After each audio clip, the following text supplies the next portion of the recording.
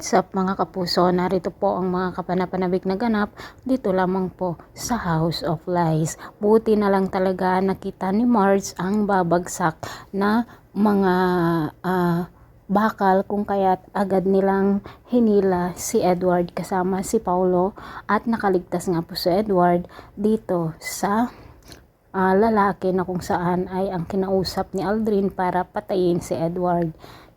Kinumpronta naman ni Thea si Aldrin at sinabi na bakit siya nagutos ng taong papatay dito kay Edward dahil nga sa pagkakaligtas ni Edward at nagbigay nga po sila ng Thanksgiving o dinner blessing dito sa company Torre Campo at nag-speech nga po itong si Edward mga kapuso at talaga namang nakakataba sa puso ang kanyang mga sinabi.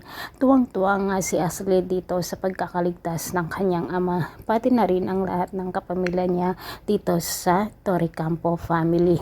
Nandoon naman si Thea na nagkikinig na kahit hiwalay na nga sila ni Edward ay ang kapal pa rin ng mukha nito na pumapaligid o umaaligid pa rin dito sa pamilya Torre Campo.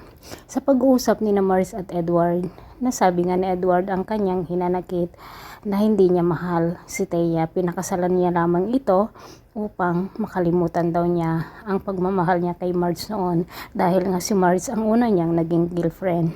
Ngunit nang magustuhan ni Paulo itong si Marge ay ipinaubayan niya ito mga kapuso.